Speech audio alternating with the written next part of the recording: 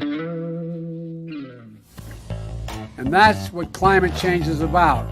It is literally, not figuratively, a clear and present danger. We are in the beginning of a mass extinction. The ability of CO2 to do the heavy work of creating a climate catastrophe is almost nil at this point. The price of oil has been artificially elevated to the point of insanity. That's not how you power a modern industrial system. The ultimate goal of this renewable energy, plan is to reach the exact same point that we're at now. You know who's tried that? Germany. 7 straight days of no wind for Germany. Their factories are shutting down. They really do act like weather didn't happen prior to 1910. Today is Friday.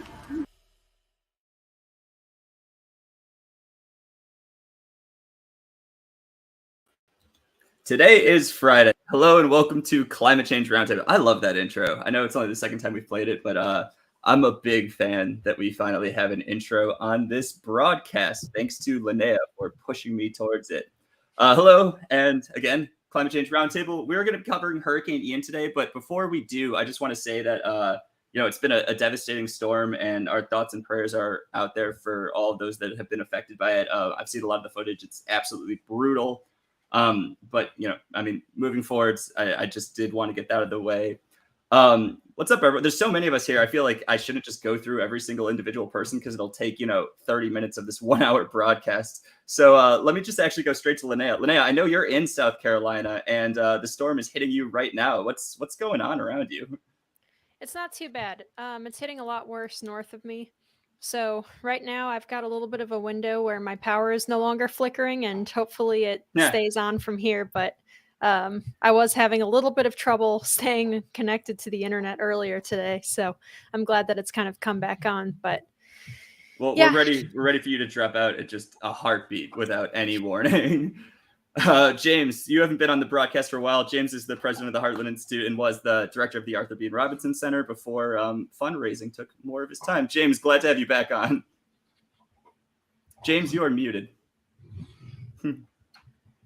All right. I'm happy to keep my streak of appearing at least once per year on the show. Right. All right. 2020. I mean, we only got like a month and a half left, 2 months left. So that's not too long of a wait. Anthony Watts. Anthony, we're going to get to the radar for a second. For those of you that didn't catch it on, I believe it was Wednesday, Anthony and Stanley Goldenberg, who works for NOAA, did a live analysis of Hurricane Ian we honestly threw it together in an hour. And then there was a couple hundred people watching. So for those of you that did, ooh, wow, there's some angry comments already. For those of you that didn't check it out, it's awesome. We have it posted on YouTube. Anthony, how are you today? Well, I'm pretty good. I've been watching the storm. If we can switch to our live radar view, I'll show you what's going on right now. Of course, as we all know, it already crossed Florida, and as a result, it left a trail of devastation all the way from Cape Coral up through Palm Bay.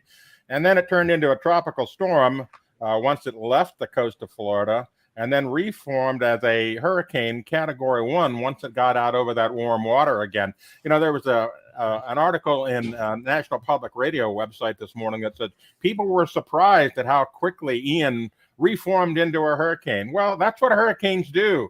They get out over warm water, and then they use that warm water to build themselves up. So there's no surprise there, NPR.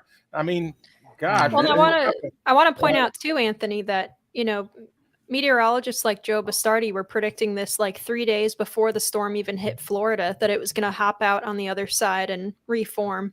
Right. And the NHC has been really on top of this. A lot of our meteorologists have done just an absolutely phenomenal job of predicting where this thing is going to go. I've been really impressed with the forecasting on this one. The forecasting tracking has gotten so much better. I should say, earlier this week, I was interviewed for a radio show, and the host was talking about how people were claiming, oh, well, what's happening is hurricanes are intensifying so much faster now than they ever have before due to climate change. It's like intensifying fast. I knew about Ian a week and a half ago when it was a tropical storm way far south, and it slowly built. It didn't intensify fast. It didn't become... It didn't leap from tropical storm to category 3 overnight. It took 4 days, and then it became a Trop 4. It goes up. It became Category 4 for a few short hours in one day, and then dropped back down again. It's like, hold it, that's not a fast intensifying hurricane. That slowly builds like every other hurricane's done.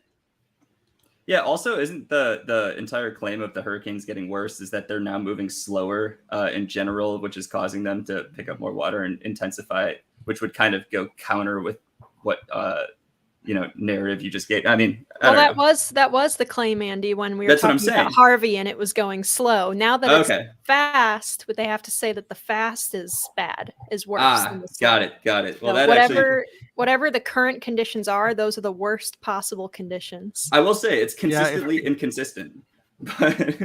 No. It's consistently consistent. No matter what the problem, it's climate change.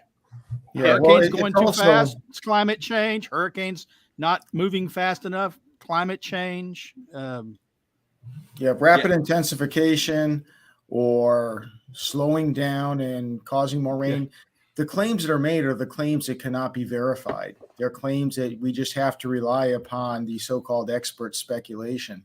And it calls to mind in PowerPoint presentations that I give, I love to point out how just in the span of the last 2-3 years, the media has gone back and forth several times claiming that global warming is speeding up the world's ocean currents. It's catastrophic. Global warming is causing it, and climate models predicted it all along. Then a couple months later, global warming is slowing down the world's ocean currents. It's catastrophic. Global warming caused it, and we predicted it all along. Then it goes back to speeding up, slowing down. They make these claims and things that you cannot objectively verify in whatever's happening in that particular day. So don't buy the hype. What we do know for a fact is that there is zero increase in major hurricanes. There's none in terms of frequency and severity going back years and decades. And there is, in fact, a significant decline in overall hurricane frequency. So what we can objectively measure is showing us that global warming, predominantly by increasing wind shear, which tears hurricanes apart, is making hurricanes less frequent and severe. Yeah, they're still going to happen. Global warming is not going to cure the world of hurricanes, but it's certainly not making them worse. James, while you were saying that, wind shear. Just real briefly here, while you were saying that, James, I just Googled ocean currents fast, slow global warming. And it just by doing that, you get global warming is speeding up ocean currents. Here's why. And then climate change is weakening the ocean currents. It's meant to say ocean circulation is slowing. I mean, literally, it took me like 2 seconds to find this. All right. Sorry, Sterling. I just wanted to get that out there. You'd think these people would talk behind the scenes and get their lie together correctly, Or Google would at least, get this more consistent. Get your story straight. The wind shear. Sterling, it's amazing. It is amazing. And it just seems like it's constantly anything that comes up, any kind of a tiny abnormality that they can focus on, they immediately rush to blame climate change, aka global warming, for that, even if there's no proof whatsoever. That seems to be the modus operandi of the media these days. And, we have an article in the NYT today talking about hurricanes and, them intensifying and so forth. Yeah. And they completely excluded over half of the data set. They just erased it completely from the presentation. We'll get to that in a bit. First, Sterling, I know you were going to make a comment on wind shear. I just want to go back to you. Well, the wind shear is critical. Look, at the start of the year, so back in May, the NOAA, the Hurricane Center at NOAA, they predicted an above average hurricane season. And then we went 3 months with below average hurricanes, with August having no hurricanes or tropical storms. And the reason was wind shear, largely wind shear. The oceans were also cooler than average, according to NOAA's own data, despite the fact that the media was saying warm oceans, warmer than average oceans. Well, that's not what NOAA said. So cooler than average oceans, wind shear, and sand from the Sahara blowing in were suppressing hurricanes. And the wind shear, the IPCC indicates wind shear is probably being increased by climate change, which undercuts the idea that climate change will cause more and more powerful hurricanes. So, yeah. To give a good counter example to what you just said, Sterling, Don Lemon was on CNN and he went viral. I know, right? I know that we've talked about this on other shows, but each show has a different audience, and honestly, the clip is just so great. Have you all seen this? I know you've seen it, Sterling and Anthony. Linnea, have you seen the Don Lemon clip? And James appears to be MIA, so I'm not sure if James has seen it yet. But all right, let me just go ahead and play this to give a good example of how they're reporting the science behind this hurricane. Can you tell us what this is and what effect climate change has on this phenomenon? Well, we can come back and talk about climate change at a later time. I want to focus on the here and now. We think the rapid intensification is probably almost done. There could be a little bit more intensification as it's still over the warm waters of the eastern Gulf of Mexico, but I don't think we're going to get any more rapid intensification. If you look here, you can actually see, pretty interesting for your viewers, you can actually see a second eye wall forming around the inner eye wall, and that's basically the second eye wall has overtaken the original eye wall, and that should arrest development. So listen, I'm just trying to get that. You said you want to talk about climate change, but what effect does climate change have on this phenomenon that is happening now? Because it seems these storms are intensifying. That's the question here. I don't think you can link climate change to any one event. Okay.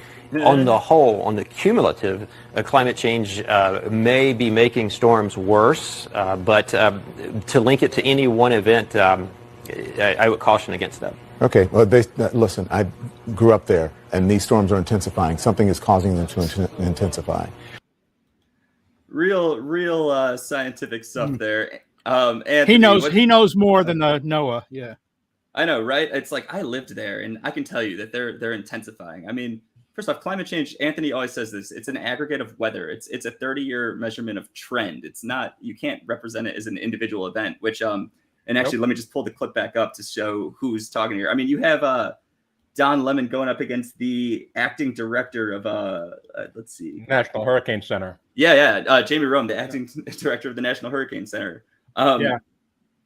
Now, to add insult to injury, the execrable Michael Mann, Mr. Hockey Stick himself, jumped in and started claiming that, now the National Hurricane Center director is talking climate denial points. And I'm going to go on CNN and set the record straight.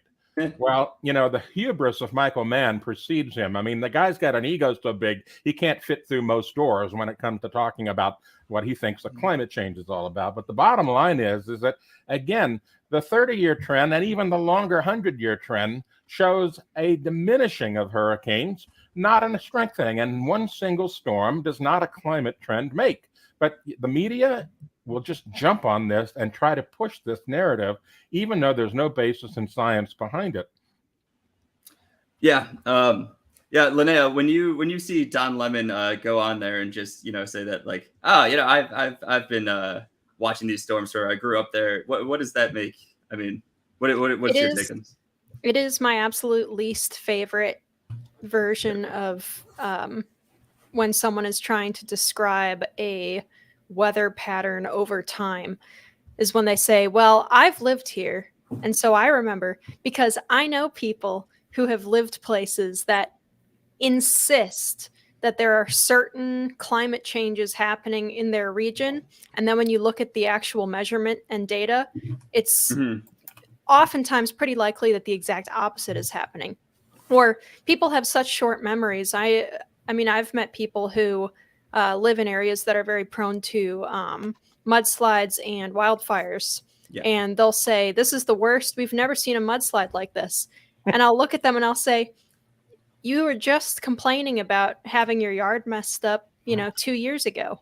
What are you talking about?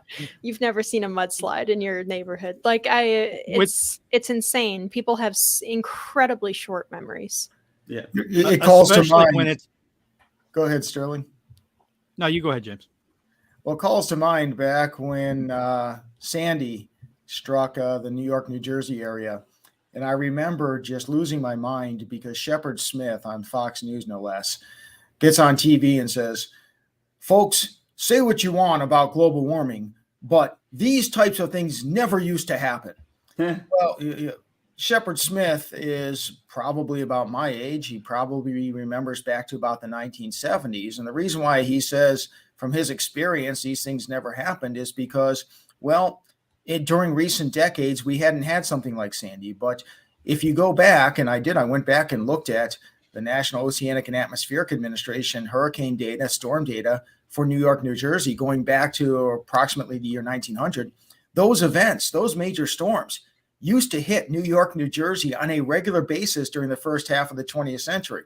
So what happened is, as the planet warmed, we went through this remarkable period where we didn't have a major hurricane, or really any hurricane, hit New York, New Jersey for a while. And then when it finally does hit, because, well, it's going to sometime, Shepard Smith blames global warming. It's remarkable. The next time, having lived in Florida for most of my adult life, the next time a major hurricane hits Tampa, believe me, the devastation is going to be incredible. And they're going to blame global warming. But if you look back in history, what you see is that Tampa used to get hit by hurricanes on a frequent basis. So again, it's, people saying, well, I remember this, I remember that. Well, I lived here all my life, so you can't tell me. Well, there's objective data that you can look at. I have and the devastation. Example. Go ahead. Sorry. Take it, Linnea. The devastation. No, Sterling. All right, fine. Sterling is. The devastation in part is due to the fact that Tampa's grown a lot in the last 100 years. Every one of those places has got tremendous population growth. And so when a hurricane does hit, it doesn't have to be more powerful than any in history. It just has to be a hurricane. Some more damage, a lot more damage is going to be done because there's just simply more people there to be affected and more infrastructure, houses and businesses to be affected, boats to be thrown around. They just weren't there 50 years ago and 100 years ago. And, looking at the idea, I remember back, more than a decade ago when Al Gore's movie first came out, he claimed that he remembers as a child in Tennessee it being much cooler than it was now. Global warming's really affected his home state. Now, he lived most of his time in D.C. because his father was a senator. But I went back and looked at the data. Once again, you go to the data.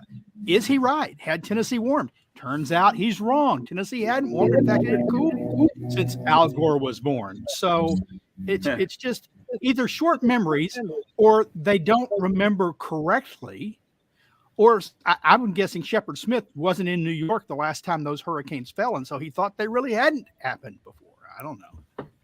Well, and I know that I don't remember things from my childhood correctly. According to me, it used to regularly get like 6 feet of snow in Chicago because when you're a little were only kid, this high then. Yeah, I mean, comparatively speaking. I vividly remember when I was a kid having so much snow that when my dad would shovel the sidewalk going from our house to the driveway, it would be over my head.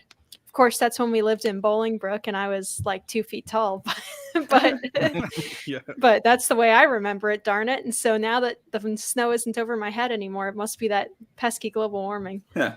All right, so I want to pull this back. The New York Times has been reporting on Hurricane Ian, and they put out a pretty interesting figure which made headway on social media. So here we got the New York Times showing Category 4 and Category 5 Atlantic hurricanes. And you can see on this chart here, there's a slight uptick. But the interesting thing here is that the chart starts in 1980. Anthony, how dishonest is this? This is just mendacious journalism as far as I'm concerned. We've got an entire record. We skeptics routinely get ostracized because if we don't use the entire record on something, they say we're cherry picking or whatever. That's one of their favorite arguments. We're always cherry picking some facts that just we like or whatever. Well, we tend to use entire data sets, and the New York Times right here chops off the majority of the data set that goes way back into, all the way back to the 1700s. They've got records of hurricanes. And so they only use it from 1980. Why? Because that happened to be a low point. And you can make it look like hurricanes are getting worse since 1980 if you start looking at your graph there. It is just pure journalism describes, or advocacy disguised as journalism.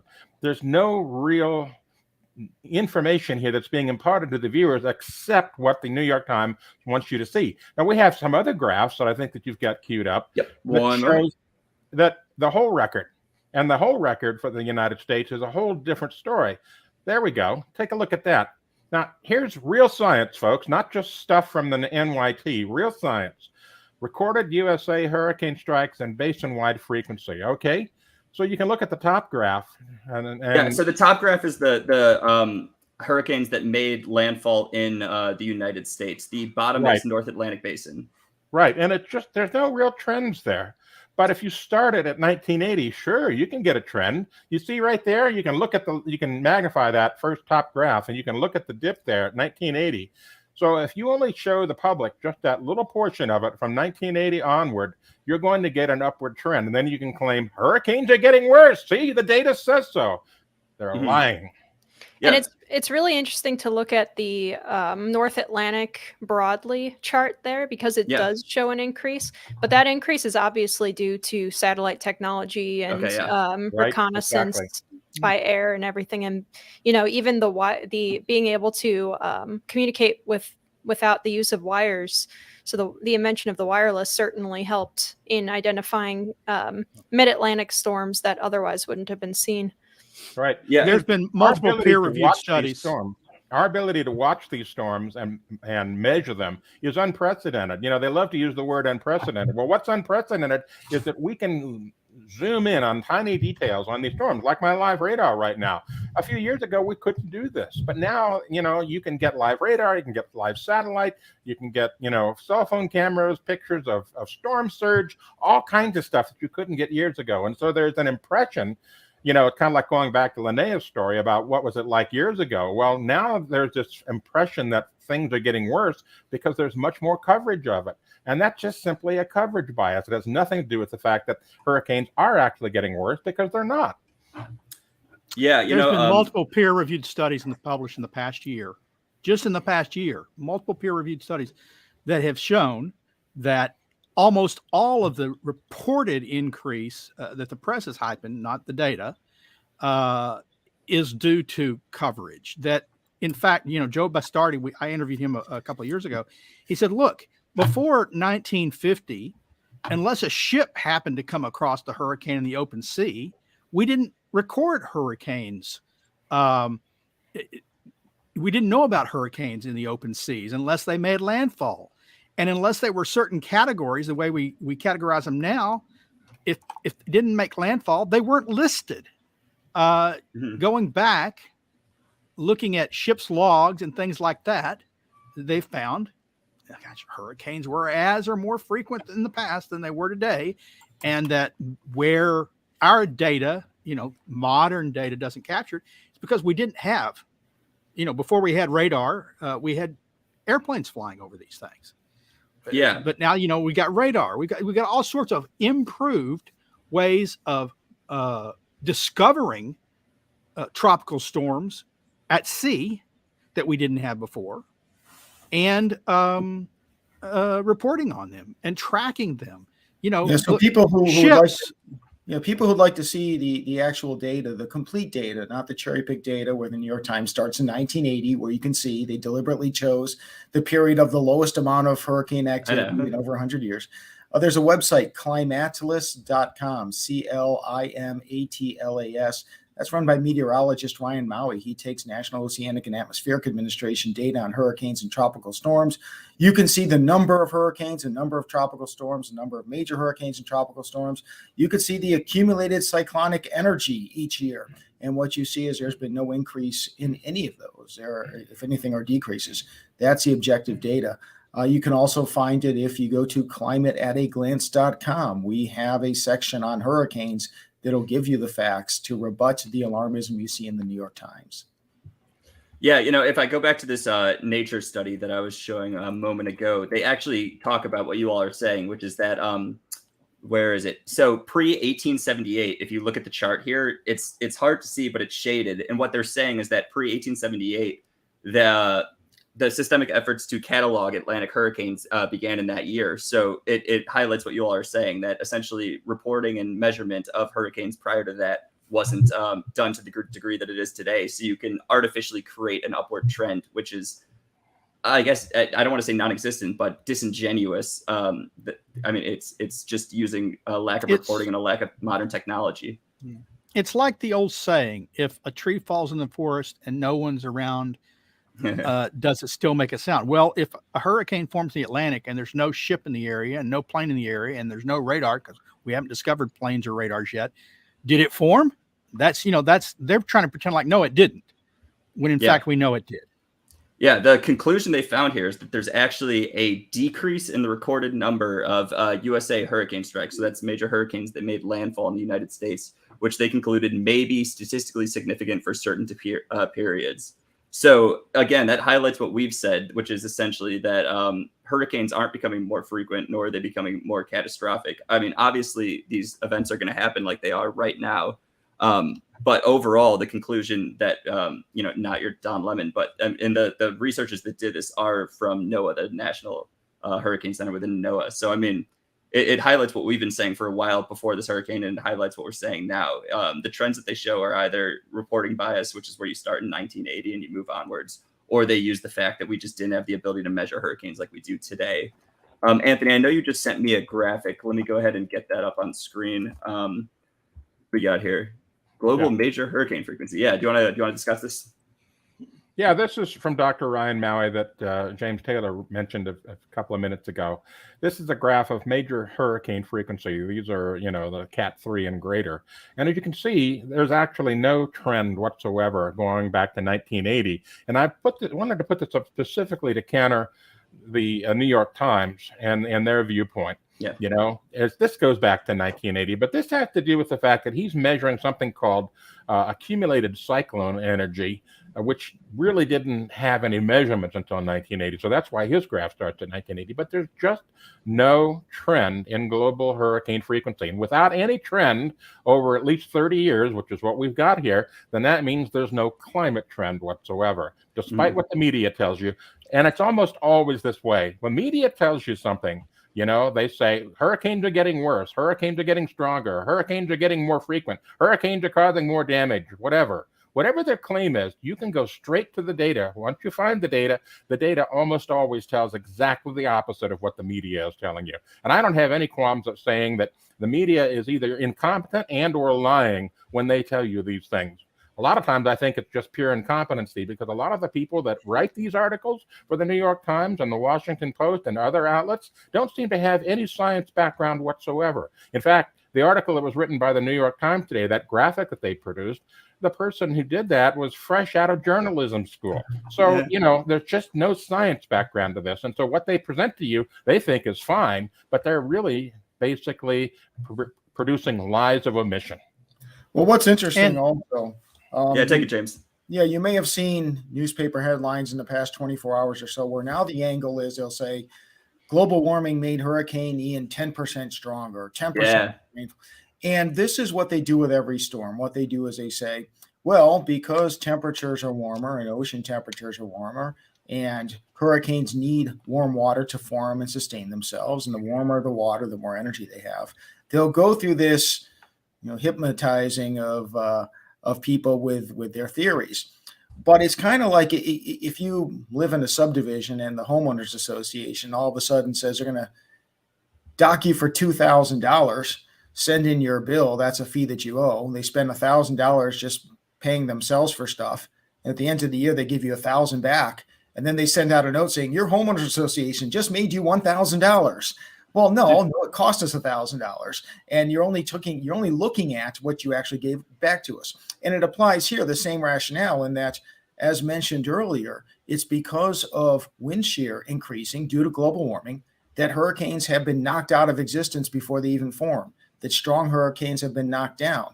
It's the reason why when you look at the trends, you don't see any trends. So yeah, you may have warmer waters, warmer temperatures on one hand may facilitate the increase in hurricane strength, but the overall impact of global warming is either neutral or to decrease the strength. And you have these folks, these activists with government jobs, whose jobs and salaries and esteem and credibility go away if the climate crisis goes away, that will only look at one half of the equation, which is warmer temperatures. And they deliberately do not look at the other half of the equation, which is wind shear. They deliberately do not look at the overall numbers.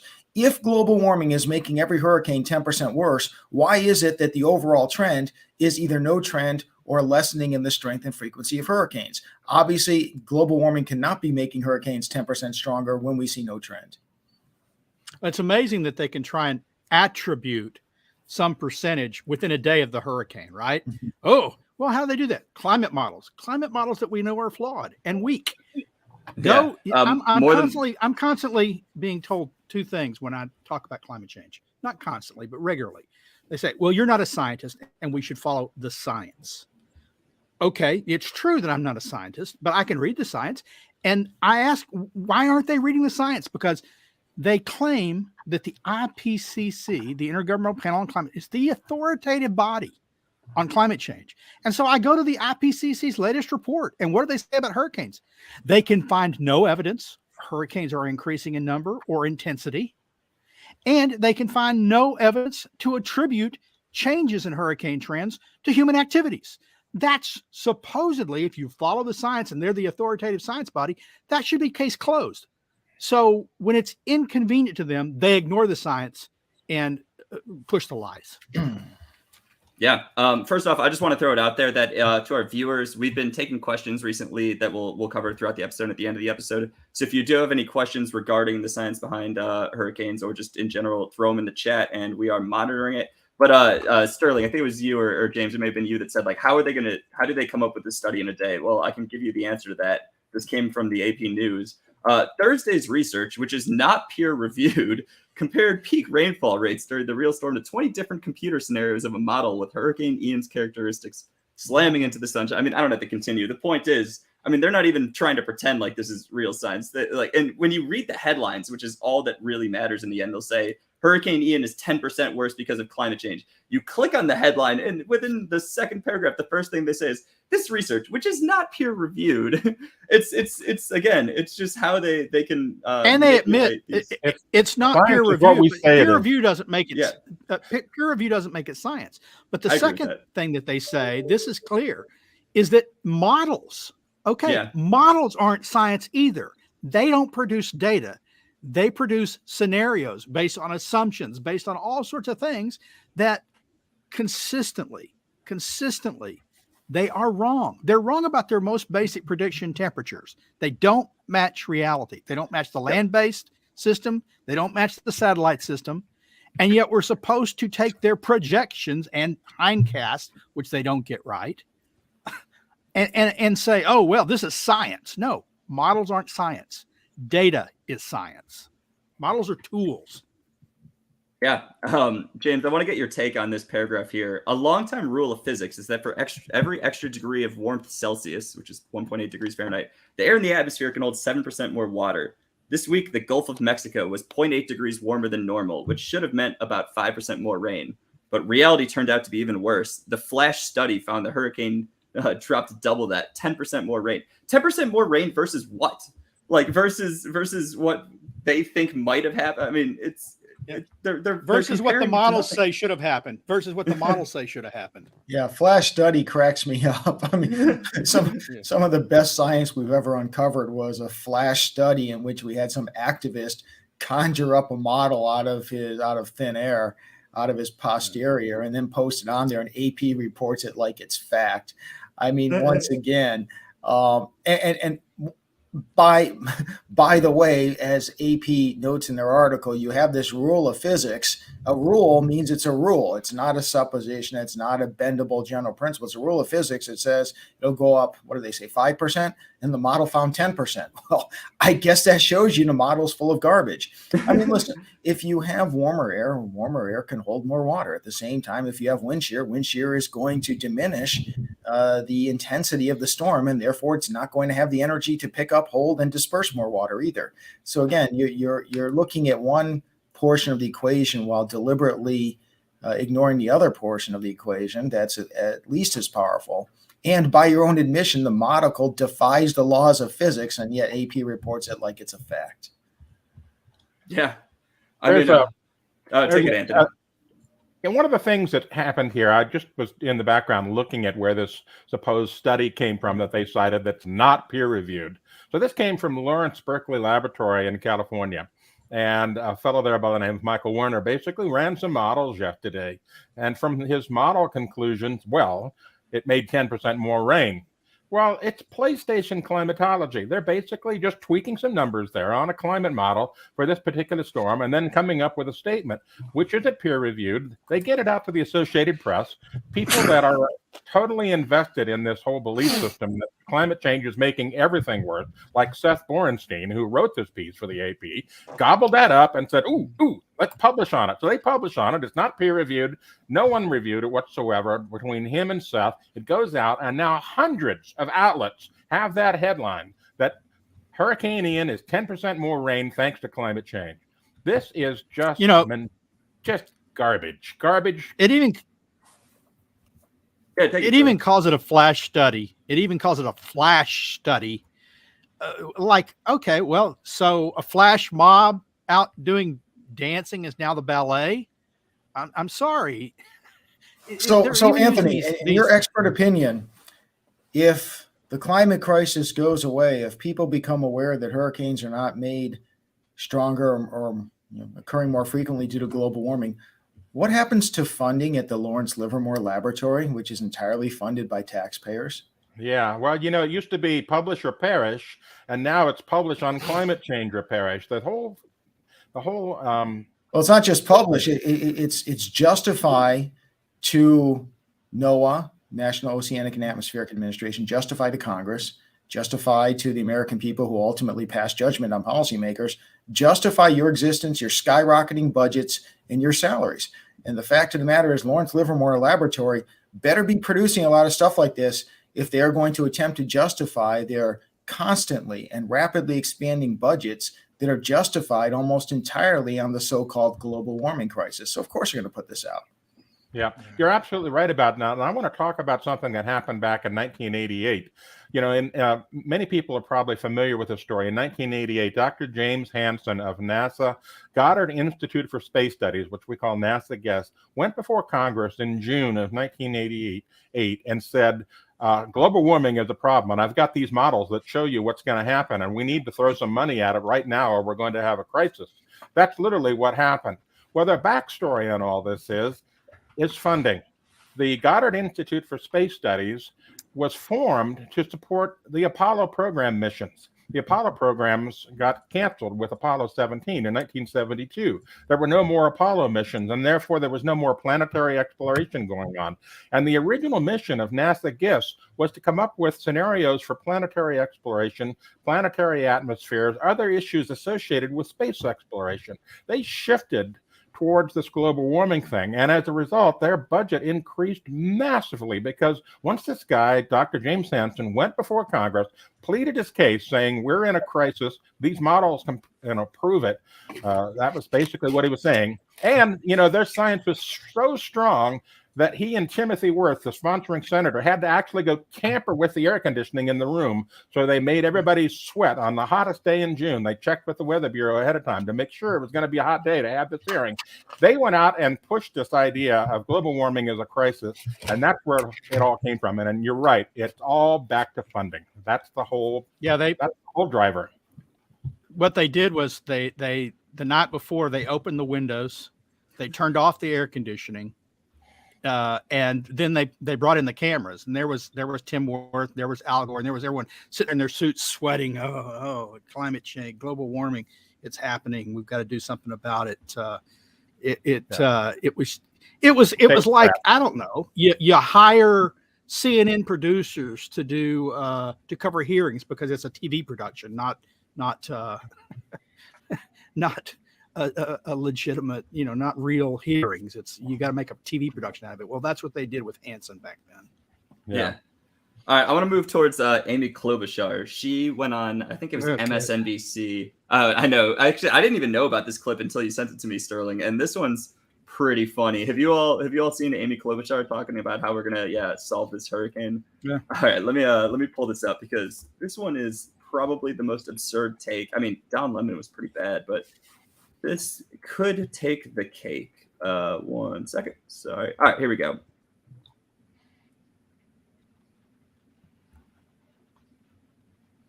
No audio. Yeah. There's no audio, Andy. Oh. All right. I'm Sorry not about that.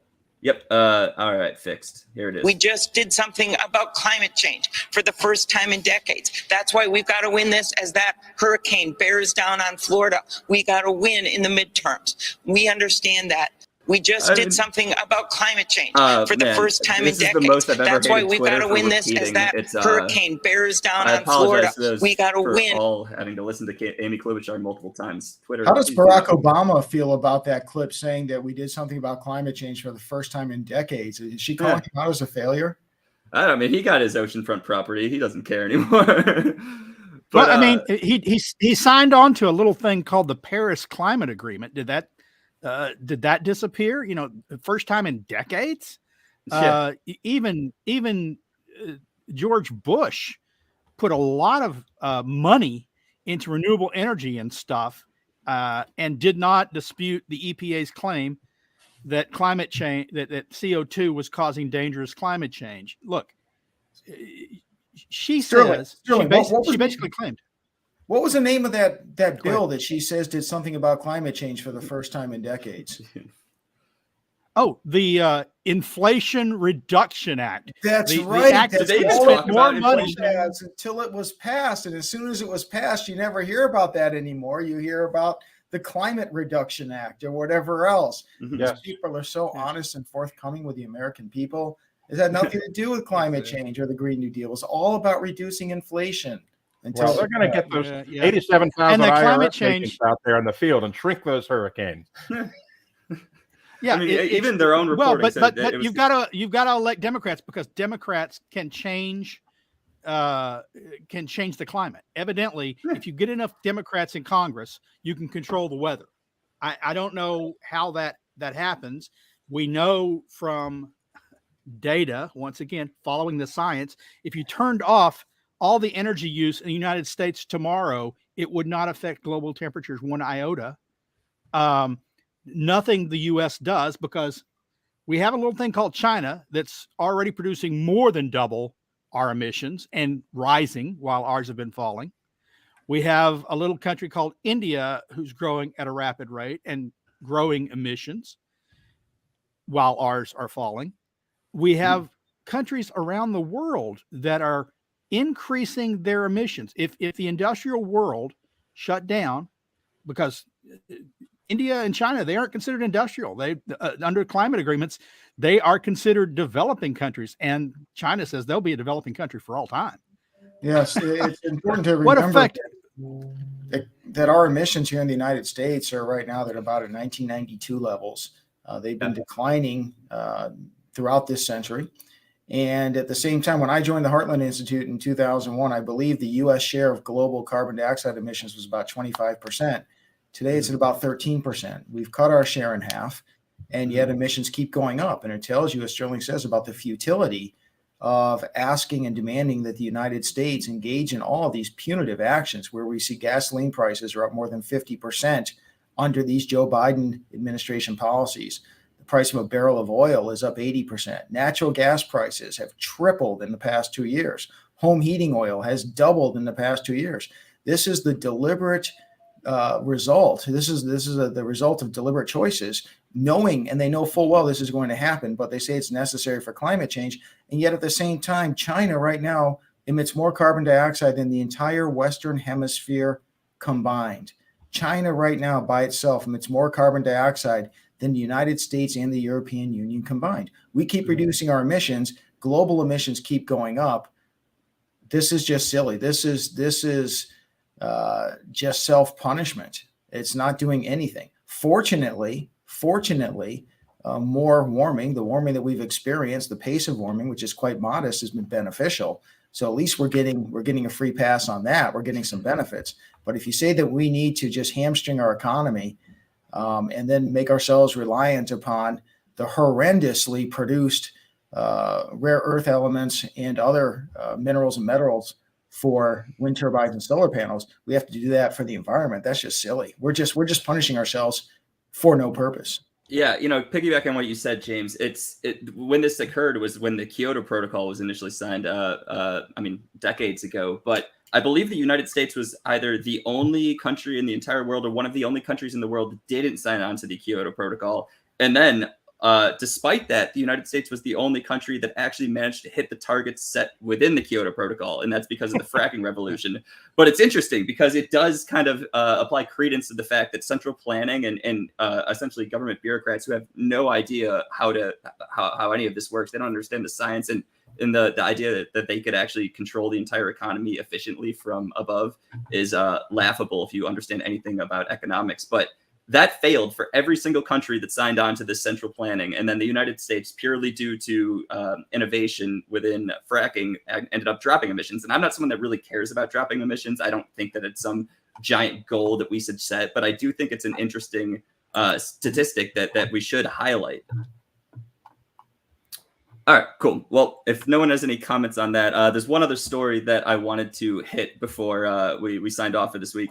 I'm not sure if any of you saw this, but in Oregon, they are now going to cover health-related climate expenses through Medicaid. So this is also through AP News. AP News provided me a lot of material this week. Oregon is set to become the first state in the nation to cover climate change expenses for certain low-income patients under its Medicaid program, as the normally temperate Pacific Northwest region sees longer heat waves and more intense wildfires. James, is this true? First off, their claim. What we see across the board, if you look at the United States, if you look at the world as a whole, is that many, many more people die as a result of cold temperatures and warm temperatures.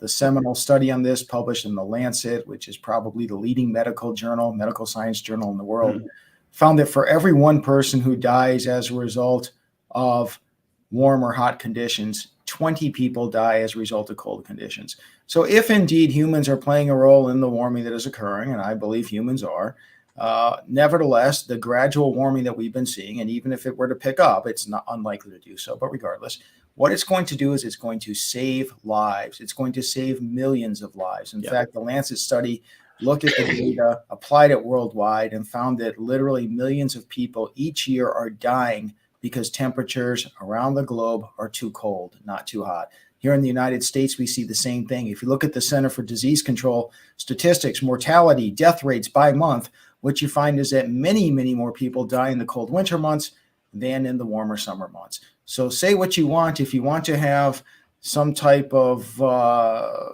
payment for climate change, well, the payment's going to be reversed from what the state of Oregon believes it should be.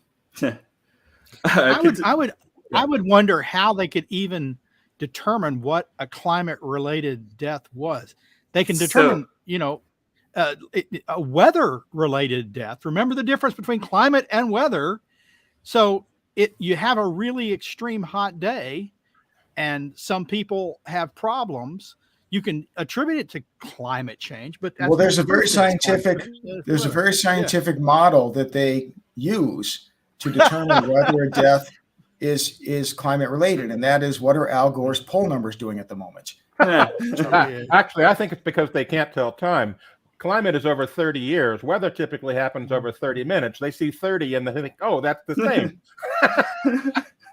I mean, so what they're actually saying with this, or in Oregon, is that they're going to essentially pay for air conditioners, air filters for Medicaid members with health conditions. I'm not sure what health condition requires an air conditioner outside of being alive, but that would pretty much be the most basic one I can think of. And then, but so what you're saying, yeah. So what they're doing, they're going to pay for air conditioners. So what they're doing is contributing to the problem of climate change, because not for humans, it's making things better for the people who are poor.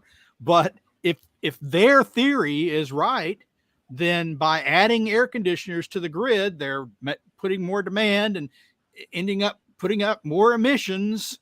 They're exacerbating the problem that they say they're trying to fix for people. They figured out some way to get money out of this. Oh, for sure. They're going to spend that money. There's one thing I really do want to highlight with this, though, and I thought this was the most illuminating part. So it says here in the middle, in addition to covering payment for devices that maintain healthy temperatures and clean air inside the home, Oregon's new Medicaid plan will also cover generators in the case of power outages. I wonder why they're foreseeing all these power outages. Linnea, is this essentially, it seems like central planning combined with the fact that they know their renewable energy system is going to have intermittency issues. This kind of just seems like they're trying to shove in all their Band-Aid solutions under Medicaid. Well, what does clean air inside the home have to do with global warming? And on top of that, if you really are worried about clean air inside the home, you probably want to have fewer generators, because I can tell you as someone who's lived in Florida most of my life, that's where you get a lot of problems after these hurricanes strike. People have generators, they hook them up improperly or too close to the home, and they ruin their internal air quality. But nevertheless, it's an excuse to take money, to give it to their favorite constituency, and to blame global warming on top of everything else. Good for them. Yep, and just to continue essentially planning their entire system. All right, so we got a couple questions here. Does anyone have any other comments on the Oregon thing? I honestly just think it's ridiculous, and I do think it's actually kind of illuminating the fact that the generator. I thought you were going to let Linnea. I thought you were going to. Yeah, Linnea. I wanted to see if you have a take on it. You're muted. I've written on this for Climate Realism several times at this point, but I think I might have mentioned it on this show before too, but I really think that this is one of the most insidious and intentional elements of the climate change kind of policy push.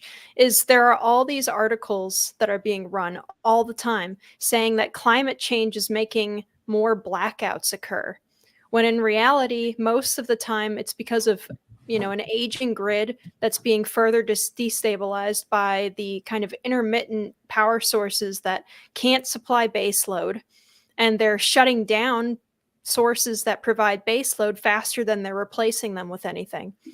And when they do try to replace them, they're replacing them with things that by design and by their own nature cannot provide baseload power. So they're running these articles as like interference for when people start asking questions about why they're not having electricity the way that they used to. It is so evil. I cannot wrap my head around it, and I cannot explain exactly how awful this way of thinking is, but it's terrible. Fear of climate change is causing blackouts. That's really the right headline. So that's the anthropogenic aspect of climate change. We have a question here from Jim Lakely. Take it, Sterling.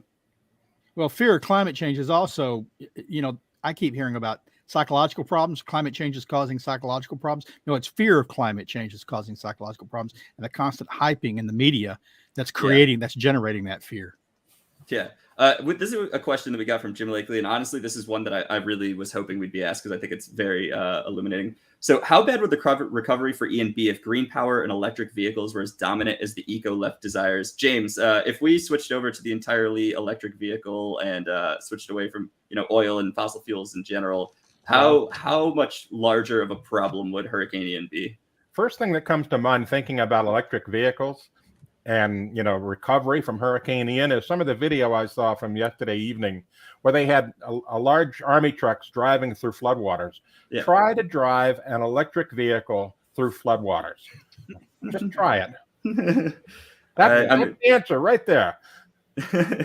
Yeah. Plus, you can have batteries, but no one has like an at-home battery that they keep to power their Tesla with in case of emergency. You can store gasoline extremely easily. Well, that reminds me too. Sorry for cutting you off, but that's another thing that I covered earlier this week was California, for example, which gets its share of emergencies that they often need to try to evacuate people for. California is not satisfied with making everyone drive electric vehicles. They're also working to outlaw home gas-powered generators. Really? So how are you supposed to charge your car if the electricity is down and you need to evacuate? You can't. Unless you always have those Tesla battery packs sitting around, you are SOL. If you have them sitting around and the water comes in and shorts them all out and causes a fire or a health hazard. In addition, even before the hurricane struck, right? Can you imagine everyone driving electric vehicles trying to get out the traffic jam and the vehicles stalling and no place to charge them? Hospitals, people would be dying in hospitals if we went all electric. Yeah, they don't back up with battery generators. They back up with diesel generators, big Generacs. The problem is the fire trucks and the emergency vehicles all run on, of necessity, reliable fuels, fossil fuels. You're condemning people to death if you make them go all electric in emergency situations. Yeah. And like what Jim just said, it would be like the 1900s Galveston hurricane, which basically flattened the entire island, but with millions more people dead. Well, millions more people involved and much more death than previously. So this is why this issue gets me all angry, because what's going to be on the news the day we have one of these major emergencies where people can't get out due to their electric vehicles stalling on them? We need more of this because climate change clearly is still getting worse. That is the only solution that they are going to come up with. And they are going to use every single problem, even if it's caused by their policy decisions, to promote more policies that they want to get through. Yeah. I mean, I wholeheartedly agree. Anyone else have any other comments before we wrap up related to just how much of a disaster it would be if we switched towards a green economy when we're actually hit by something like Hurricane Ian? I'll just add that as someone who lived in Florida for most of my life, if we were to embark on that path that the environmental left desires, first of all, Florida, wind turbines will not function in Florida. Most of the time, you don't get wind at all, very little, nothing that's going to produce electricity except when a hurricane hits, and that's not going to work either because it's too strong. Solar power might work. Florida's cloudier than people think. It might be monikered the Sunshine State, but especially in the summer when electricity demand can be high with the heat, when you have the buildup of the clouds each afternoon. But what would happen here if we were reliant on solar power as a hurricane strikes? It's not sunny skies that are accompanying the hurricane. You're not going to have any electricity.